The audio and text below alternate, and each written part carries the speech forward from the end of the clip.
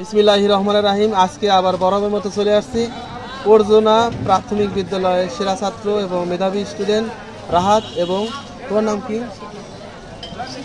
শিফাত। রাহাত এবং শিফাত দুজনেই আজকে আমাদের কুইজের অনুষ্ঠানে অংশগ্রহণ করছে। আজকে থাকছে বিশেষ কিছু প্রশ্ন পঞ্চম শ্রেণীর বিজ্ঞান বিভাগ থেকে, চতুর্থ অধ্যায় থেকে। বায়ু দূষিত হলে কি রোগ হয়? অ্যালার্জি, হাঁপানি, কাশি ইত্যাদি। শিফাত বলতে পারবা বায়ু দূষিত হলে কি রোগ হয়? বায়ু দূষিত হলে কি রোগ হয়? অ্যালার্জি, কাশি, হাঁপানি। ওকে, ধন্যবাদ।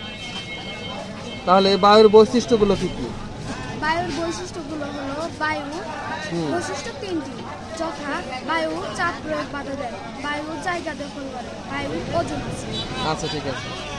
থাকছে আরেকটি, বিশুদ্ধ বায়ু কাকে বলে? যেটা বিশুদ্ধ মানে ভালো বায়ু কাকে বলে?